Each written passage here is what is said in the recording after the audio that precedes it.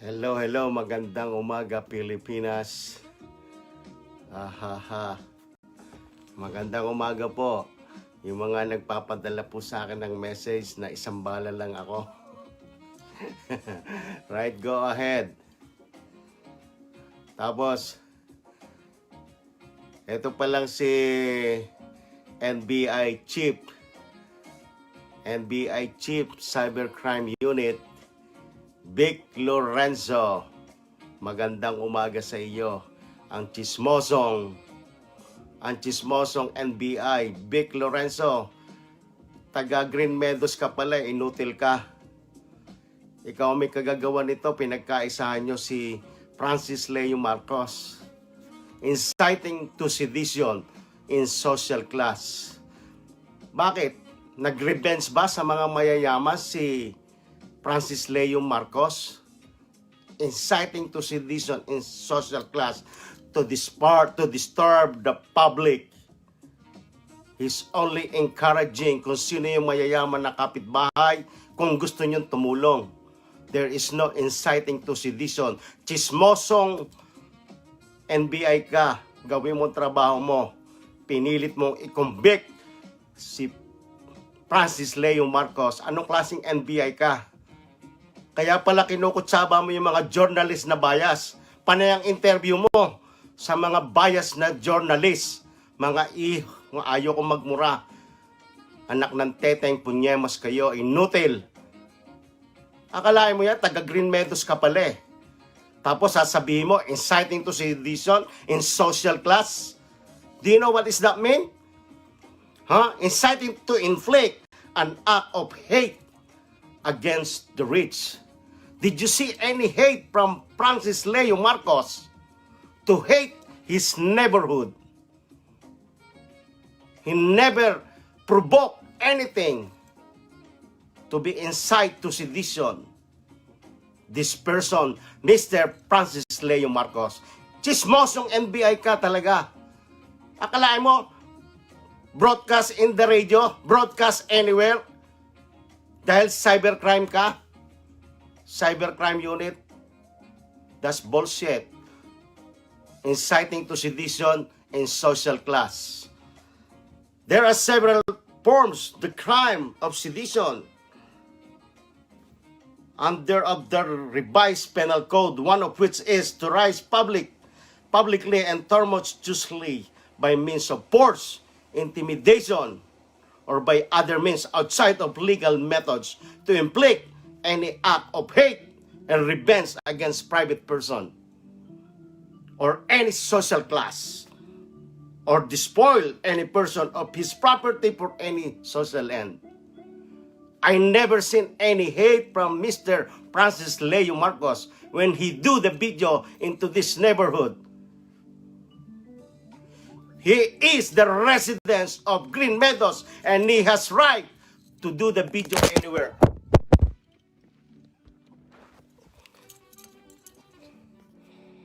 Man, nakakagalit kayo.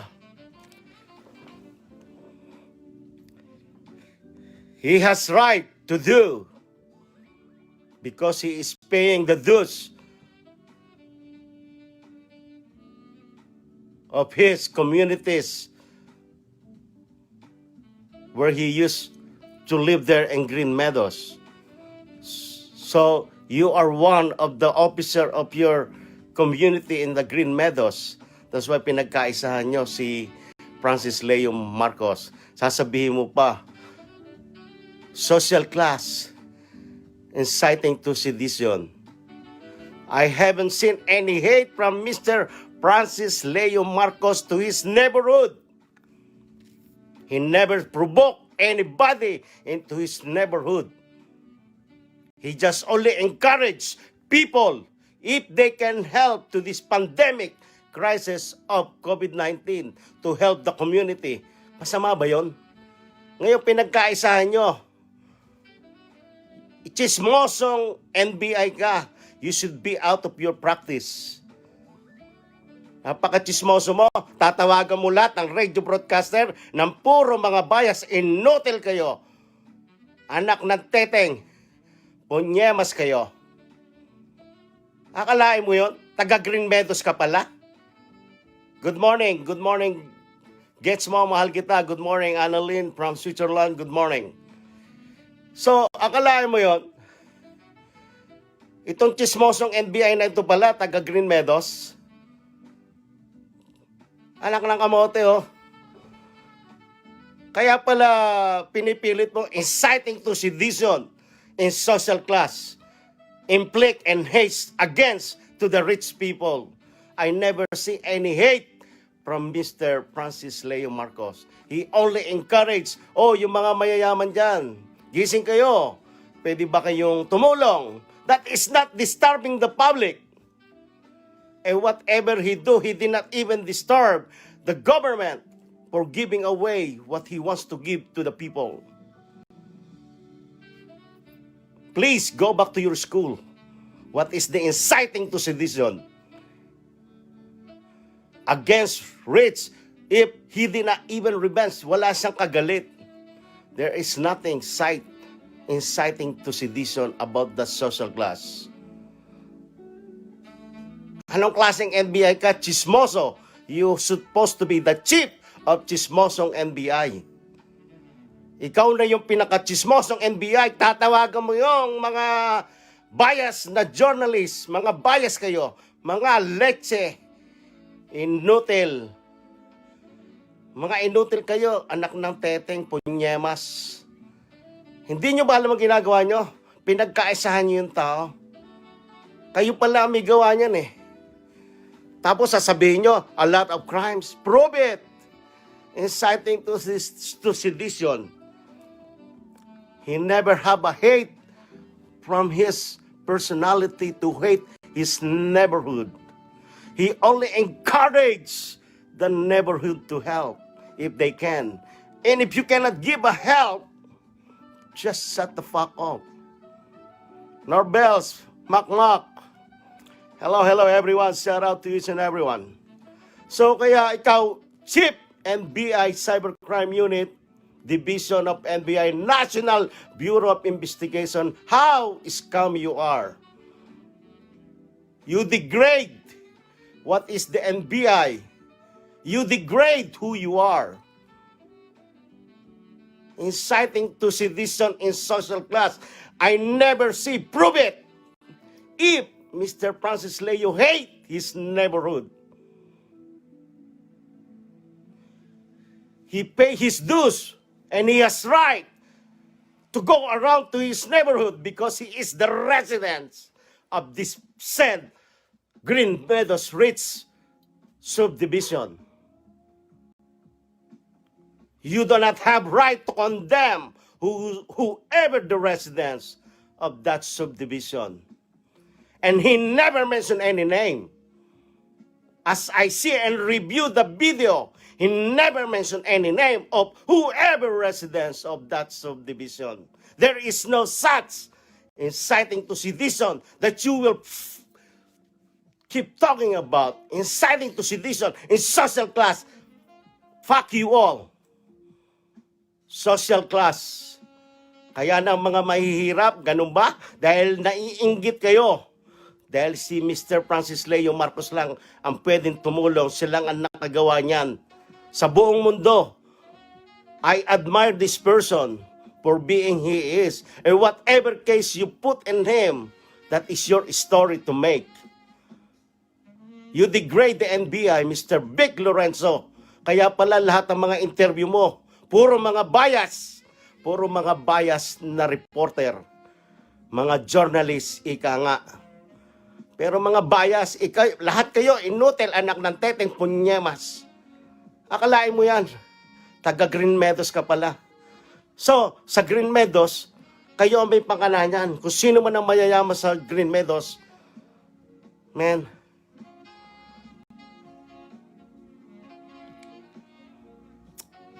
hindi nyo dapat gawin niya sa isang taong tumutulong.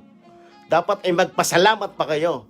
Dahil merong isang Francis Leo Marcos na tumutulong sa kanyang mga kababayan. Kahit mga frontliners, mga police officers, binibigyan niya ng pagkain. Ikaw, NBI na chismoso, may ibinigay ka ba sa mga frontliners? Bakit hindi kita tatawagin chismoso? You know that is the confidential information under your custody. Ipangangalandakan mo, oh, hindi kanya yung bahay, hindi kanya yung sasakyan. That is gossiping. Dapat hindi ka nag-NBI, dapat nag-reporter ka din na chismoso. That is a very confidential. Kahit pa naka-under custody of the NBI in your custody, you don't have no rights to disclose to whoever what is the status of this person under your custody. Unless he is under oath into the court in the front of the judge. And you have no rights. I don't care if you're the NBI. You degrade the NBI. And I'll tell you again, the fingerprinting of Mr. Francis Marcos has been in the NBI since when he got the passport. And now you retake the fingerprinting of him. What is that for? What kind of National Bureau of Investigation you have? And what kind of cybercrime unit you have? You don't understand what is the inciting to sedition in social class. He never disturbed the public to revenge his hate because he never been hate. I never seen to this person that he hates his neighborhood or anyone.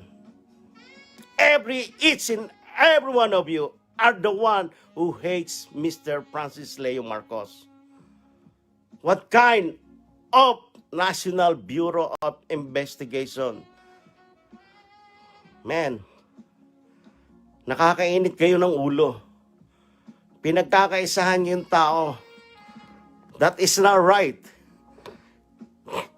Dahil ba ko mo na mas maganda yung isang pilantropo, pinainan nyo lahat ng kung ano ikakaso nyo. Lahat ng kaso, ilagay nyo patong-patong. Pero I don't buy it. Like I'm telling you, I am not the supporter of Francis Leo Marcos. I have nothing to do with this person. But I admire him for his advocacy, giving help to the community. Hindi nyo ba maintindihan yon? Yung nga binibigyan ng gobyerno, ninanakaw pa ng mga ibang taong nasa gobyerno, mga barangay tanod, kapitan, even mayor, even congressman. Aminin ninyo yan. Hindi nawawala yan sa lipunan ng gobyerno, mga korupsyon. Tapos ngayon, may isang taong lumabas, nainggit kayo, gagawa nyo na kung ano, no? I-chichismis ninyo. Hindi pa ba proven nyo na namigay siya ng ilang toneladang bigas para lang makalipas ang paghihirap ng ating mga kababayang nangangailangan? Anong klaseng puso meron kayo? Ha? Vic Lorenzo, isipin mo yung ginawa mo. Man, napaka-chismoso mo. Kaya pala, ang galing mo sa interview eh. Oh, hindi kanya yung bahay na yon, hindi kanya yung sasakyan. Oh, inciting to sedition in social class. Social class, dahil social kayo? Mayaman kayo? Ha? Mayaman kayo? Men, yan ang hirap sa inyo sa mga mayayaman. Mamamatay din kayo kahit anong yaman ninyo dito sa mundo. Tandaan nyo, pagtuwid ng paa nyo, pare-parehas tayo. Hindi ako tumitingin sa mayaman kay mahirap. Tinitingnan ko ang katotohanan, ang tamang batas para sa taong pangkarapatan pantao. Pero hindi nyo binigyan ang karapatan pantao si Francis Leo Marcos dahil kinondenan ninyo kung ano-ano pinatong na kaso nyo sa kanya. Uulitin ko pa ba? Bakit siya nakakuha ng passport? Bakit nyo binibigyan siya ng trafficking? Human trafficking? May mga proseso yan. Alam nyo naman yung batas. Nag-aral ka ng law. I don't care what kind of law that you study for. But sasabihan mo, citing to sedition in social class. Do you know what is the meaning? I never seen any hatred from Mr. Francis Leo Marcos. He only say in God wills, in his advocacy is to help. There is nothing to help into the community. Nainggit lang kayo. Saka hindi pa nga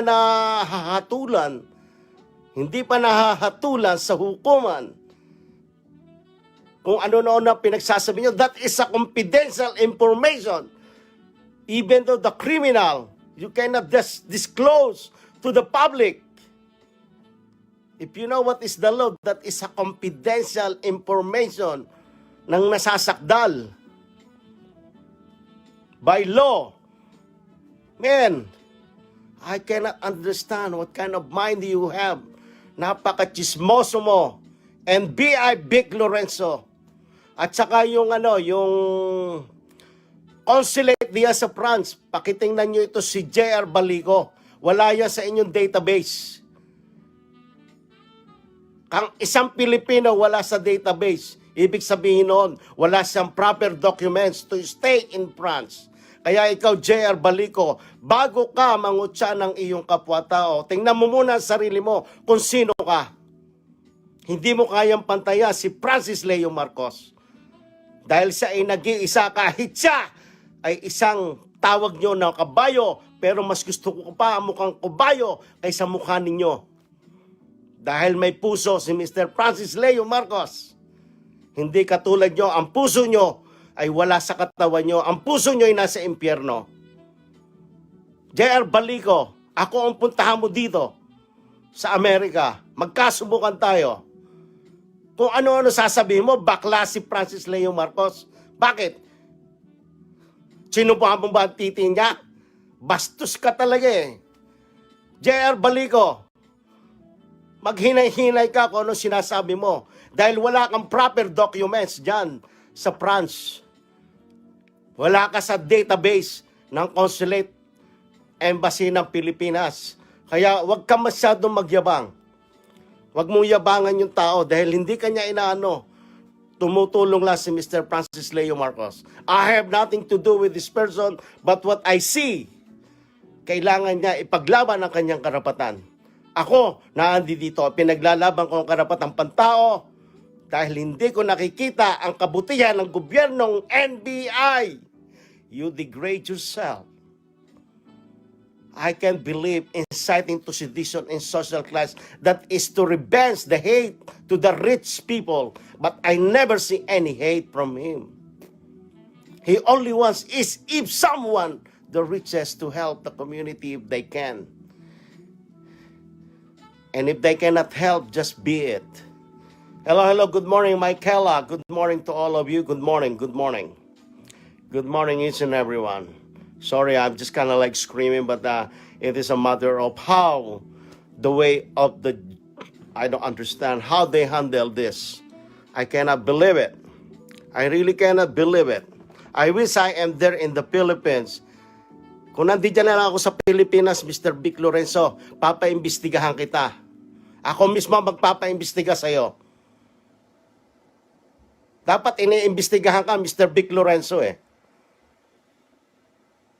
Di ba? Napaka-chismoso mo. Ikaw ang number 1 chismosong NBI.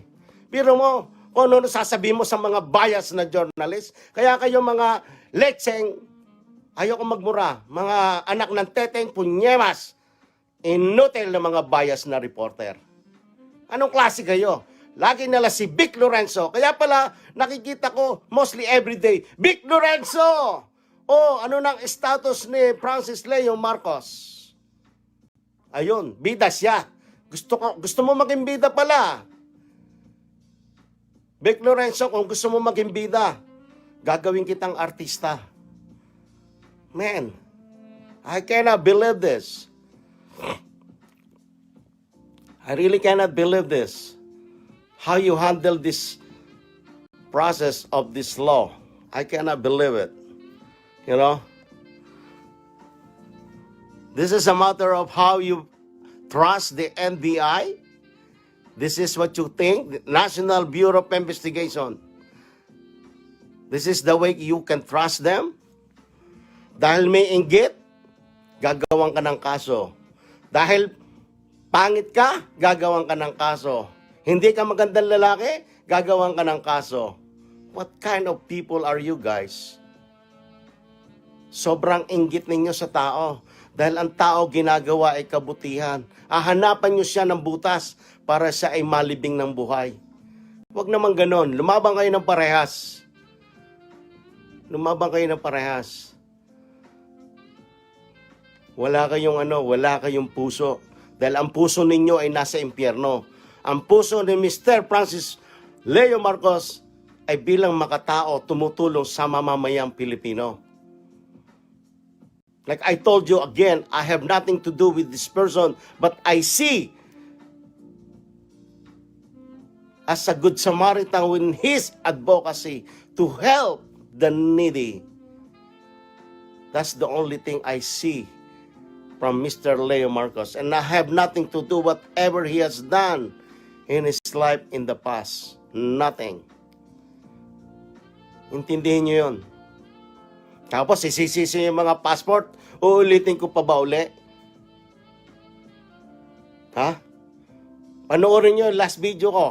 What is the passport process to? And what is this human trafficking all about? Man, I cannot believe that there is chismosong NBI dyan sa Pilipinas, National Bureau of Investigation, calling all the bias reporter. What is the status of Francis Leo Marcos? Yung isa dyan, Percy Lapid, tatawagin mukhang kabayo, ikaw na may mukhang aso. So, walang ganyanan. Ako ang tawagan yung mukhang kabayo, sisipain ko kayo. Mga inutil kayo, anak ng teteng punyemas. Yan, isang ako sa yan. Chismoso ka, Mr. Vic Lorenzo. I cannot respect the person who cannot be respected. You know? Hindi ko pwedeng marespeto hindi ka-respeto. Saka yung J.R. Balico, mag-ingat ka, kaibigan.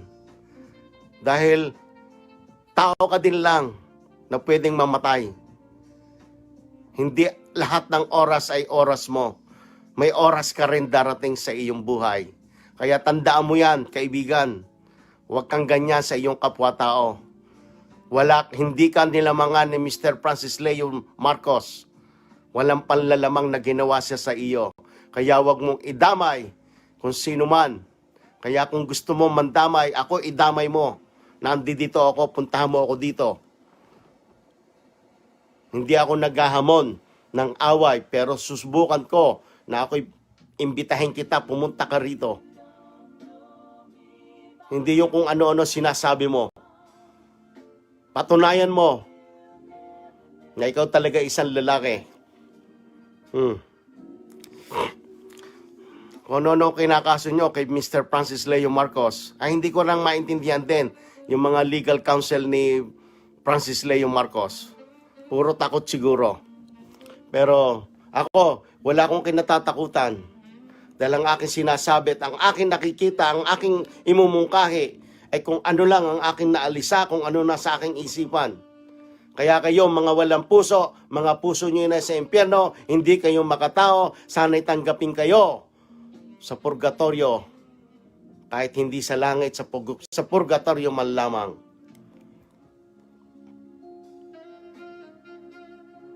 Man, I just can't believe this.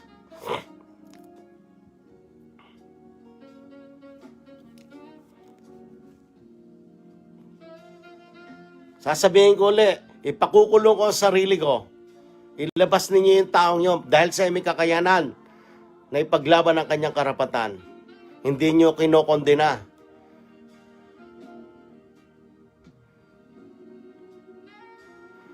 Ikaw, Vic Lorenzo, chismis mo ako. Kahit sino dyan, mga bias na reporter, mga chismoso kayo.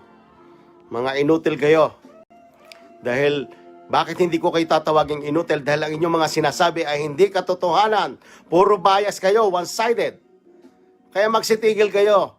Magbigay kayo ng magandang balita kung ating mga panahon ngayon na COVID-19, kung ating mga mamamayan ay nasa ayos na katayuan, meron silang kinakain, at kung yung mga mahihirap ay nangangailangan ng tulong, ay tulungan ninyo kayong mga mayayaman. Revenge hate ba yun? Inciting to sedition ba yun? Inciting to sedition ba yun? To us, someone of the rich people to help our kababayan. Inciting to sedition yun. Basahin mo, what is the inciting to sedition in social class? Man, I just can't believe this. I really cannot believe you. You degrade yourself as the NBI. You are the chismoso gossip. Kaya pala gustong-gusto mong ma-interview sa lahat ng mga bias na reporter. Huwag kayo magpa-interview kung sasabihin nyo may walang katotohanan. Nagpapa-interview kayo eh. Ikaw, imbestigahan ko. Man. Kaya kung sino man na nasa likod ni Francis Leo Marcos na gumawa nito sa kanya, eh sana eh pagpalain kayo ng Panginoon at sana naman eh maging makatao kayo. Hello, Annie. Annie. Good morning. Good morning. Good morning, Annie. Good morning. Good morning, Ichitaya from Japan. Good morning, Annie. Good morning, everyone. Kaya sana naman yung mga supporters ng FLM, sabi ko nga sa inyo, just mangalap kayo ng mga information dahil kawawa naman yung tao. Hindi naman nila nilalagay sa tamang proseso yung pag-ano kay Mr. Francis Leo Marcos. I will not stop to admire Mr. Francis Leo Marcos because he has a good heart giving help to the people. Thank you, Ichi. Thank you, Mayhana. Thank you very much to each and every one of you.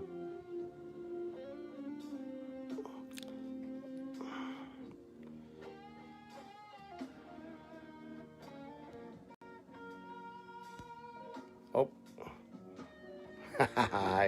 I lost it all.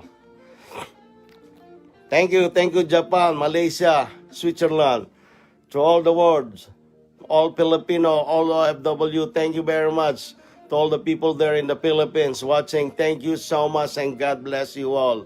Hopefully, I'm only hoping to the fairness of individual to be fair. At saka yung mga kritiko ni Mr. Francis Leo Marcos, magsitigil kayo dahil wala kayong karapatang mangialam sa buhay ng may buhay. Dahil ang buhay ni Mr. Francis Leo Marcos ay sarili niyang buhay. At kung ano man ang kanyang kasalanan sa batas ay kanyang pananagutan kung siya'y napatunayan, nagkasala sa batas. Pero kung meron dyan mga chismosong NBI, ay hindi pwedeng mapatunayan dahil sila'y kinokondina kung anong dapat lamang na gawin sa isang taong nasasakdal, ay pwede nila na lang yurak-yurakan ang dignidad at integridad ng isang taong walang kalaban-laban.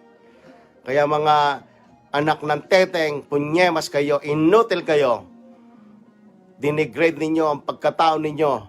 Kaya ako, nandirito ako para lamang gusto ko ipaglaban ang karapatang pantao.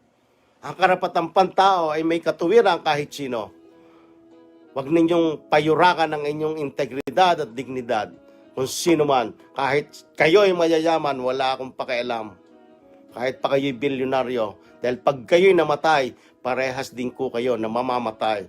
Kayo'y may oras sa ngayon, pero pag kayo'y namatay, sana hari na manawari ang inyong kaluluway makaakyat sa langit, huwag sa impyerno. Kaya hindi ko kayo maintindihan, kaya pala ganito nagkakagulo-kagulo sa pangalan Francis Leo Marcos. Ang mga tao nagkakagulo-kagulo. Dahil mga maling proseso. Akalain mo, isa confidential, kahit pang isang tao, is confidential yan eh.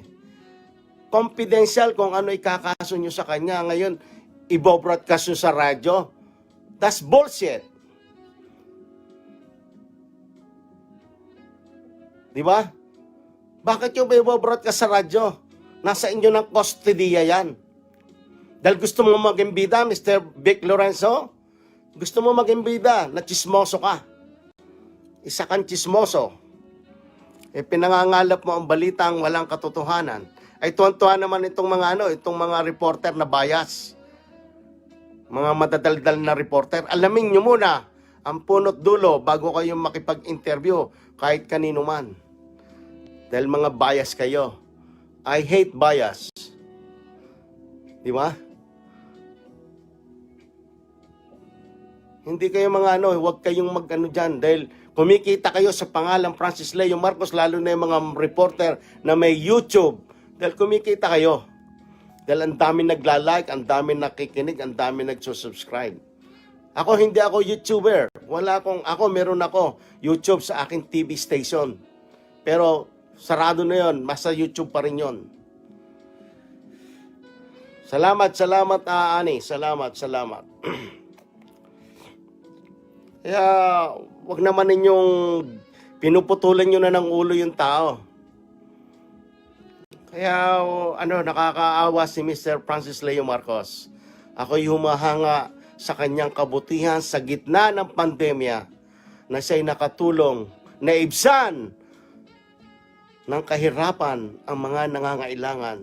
Kahit isang butil na bigas ang kanyang naidulot at naibigay, at least, siya ay may naitulong. Hindi katulad mo, Vic Lorenzo, Chief Cyber Unit ng NBI.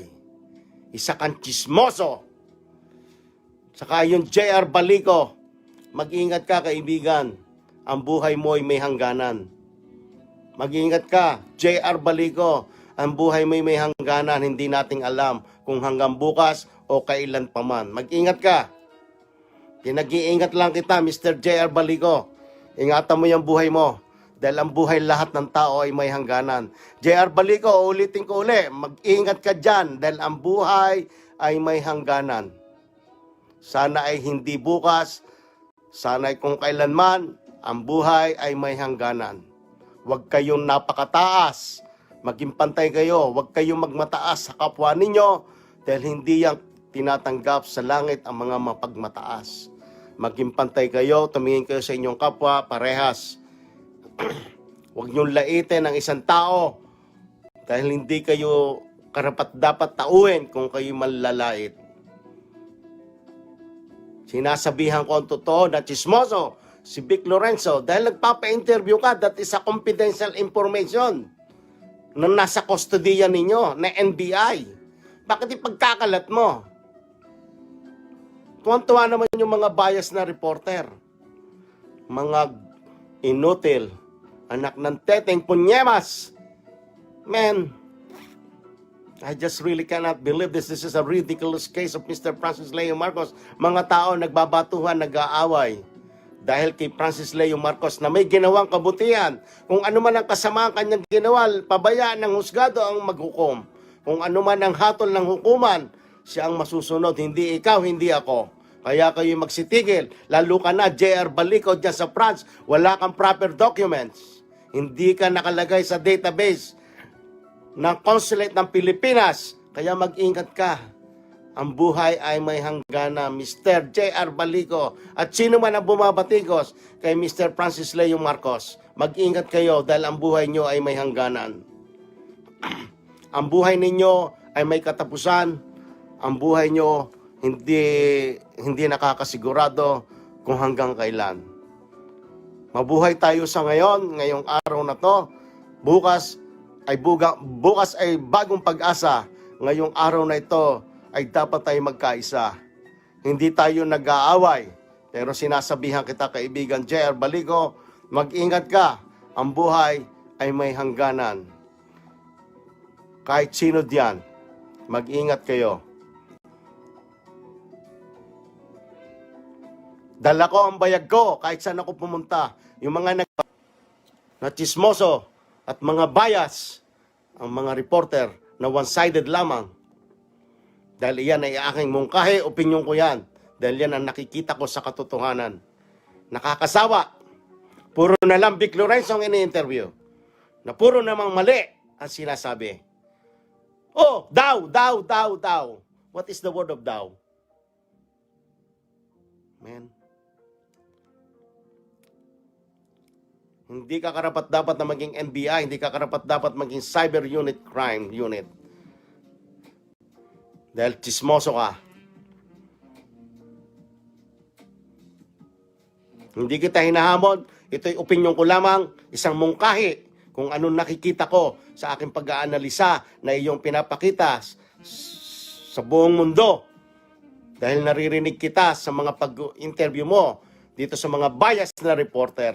Ito naman mga bias na reporter nakikinig na wala naman kayong kaalam-alam kung ano talaga nasa likod ng mga pangyayaring ito sa pagkatao ni Mr. Francis Leo Marcos. Sino ba kayo para maghatol sa isang tao hindi pa naman napatunayan sa hukuman kung ano ang katotohanan? Ilaban ang katuwiran, ipaglamad ang karapatang pantao. Lahat tayo ay may karapatan. At kung yan ay karapatan ninyo, manlait ang inyong kapwa, hindi ko kayo papanigan. Dahil kung kayo manlalait lang ng inyong kapwa, yan ay isa ring kasamaan. Dahil nakakasakit kayo ng damdamin ng inyong kapwa-tao, hindi maganda yan.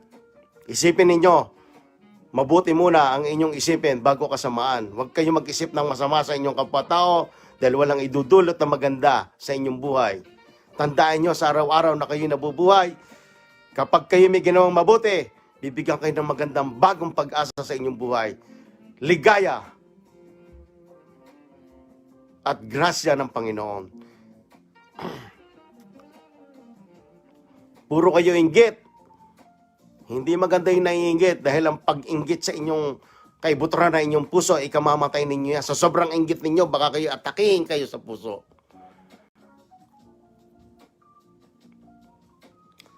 Hindi ho maganda yung mga ginagawa. Lalo ka na, ulitin ko ulit, si Manuel.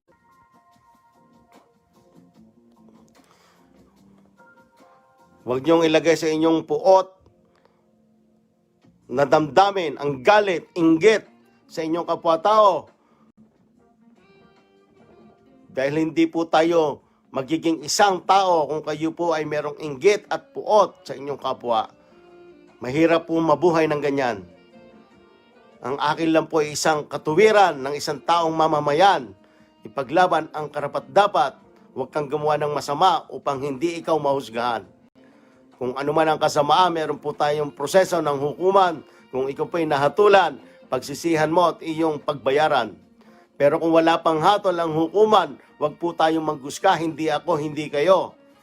Kaya kung sino man ang mga kritiko ni Francis Leo Marcos, hindi siya public enemy number 1. The case of Mr. Francis Leo Marcos is a simple case, pinabigat lang nila dahil galit sila kay Francis Leo Marcos.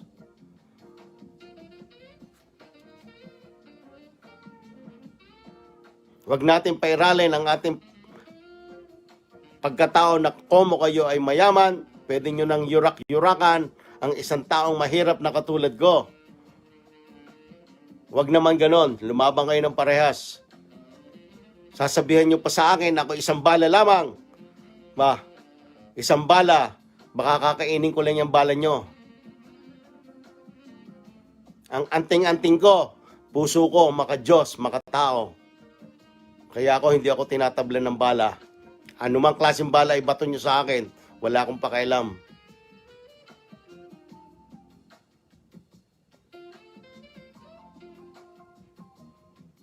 Kung sino man ang may galit sa akin, karapatan nyo yan. Pero mag-isip muna kayo. Ang buhay natin ay may hangganan. Yun lang ang masasabi ko. Maraming salamat sa mga nag-message sa akin ng masama. Maraming salamat sa mga nag-message sa akin ng mabuti. Sana'y pagpalain kayo ng mahal na Panginoon. Pero sa ngayong araw na ito, linggo dito, linggo ng Mayo 31. Nalilito tuloy ako. Kaya sana naman i-analyze ninyo inciting to sedition in social class. Ulitin ko ulit. Chismoso ka, NBI. Vic Lorenzo, chismoso ka. Papa-interview ka sa mga bias na reporter. Natuwan-tuwa. Natuwan-tuwa. Kailangan nila, nanalo na sila. Re-respetuhin ko kayo kung tama lang ang pamamalakad ninyo. Pero kung mali, bullshit kayo. Di ba?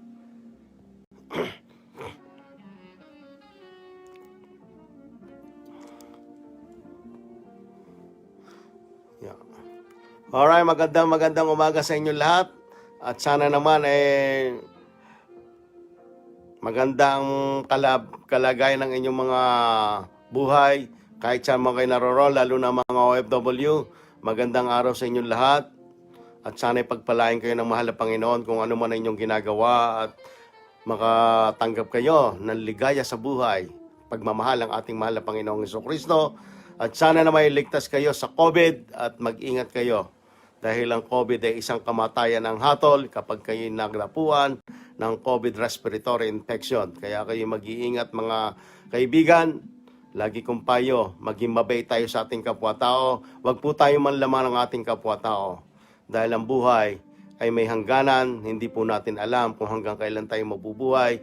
Kahit po tayo mabuhay ng matagal dito sa mundo, 100 taon, isa rin pong napakaikling panahon. Kaya kung tayo magmamahala, magbigayan, yan po ang dapat kailangan. Huwag po tayo magbatuhan.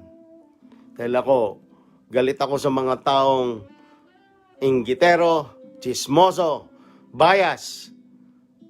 Magbigay kayo ng tamang balita sa ating mamamayan. Tumulong kayo sa mga nangangailangan na walang pag-iimbot, na hingi ng kapalit. Francis Leo Marcos, once again, I admire your advocacy, helping the needy. I pray to God that you will be free. For you to continue your advocacy, helping the needy, helping the community. You are one of the amazing men that I have known at this pandemic crisis, COVID-19.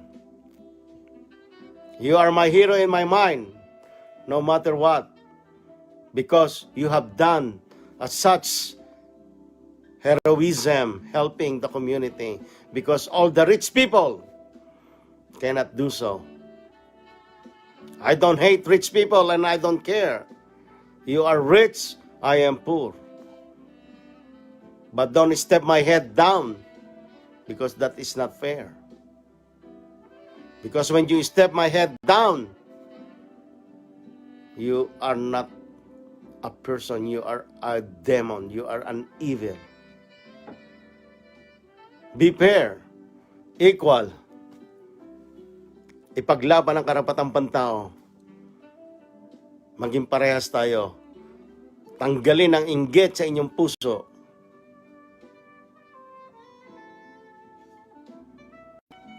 Yun lang po ang masasabi ko at sana naman po ay naiintindihan ng bawat isa. Ako po labis na nagpapasalamat sa mga nakakaunawa at kung hindi nyo naman po ako naiintindihan o naunawaan, wala po akong magagawa. Akin lang pong isinasambulat, iminumungkahi ang aking opinyon at kung yan man po ay masama, ako'y nakatama, tamaan man, kung kayo nagagalit, wala akong pakialam. Magalit na kayo kung magalit. Dahil katotohanan, isa kang chismoso.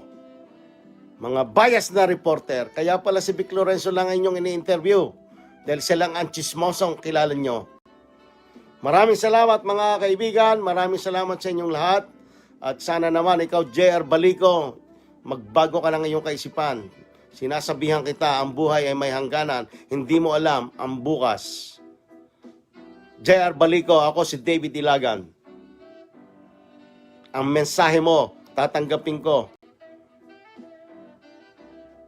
May Facebook Live ako, hindi ako nagtatago sa ibang pangalan. Wala akong not just me.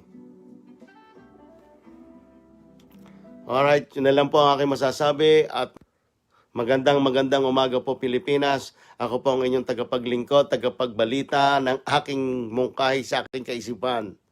Maraming pong salamat sa inyo. Sana po kayong lahat ay pagpalain at wag po kayong magsasawa magdasal, humingi ng tawad kung kayo nagkasala sa inyong kapwa at sa Panginoon. Magandang umaga po. Maraming salamat po. So long, David Ilagan.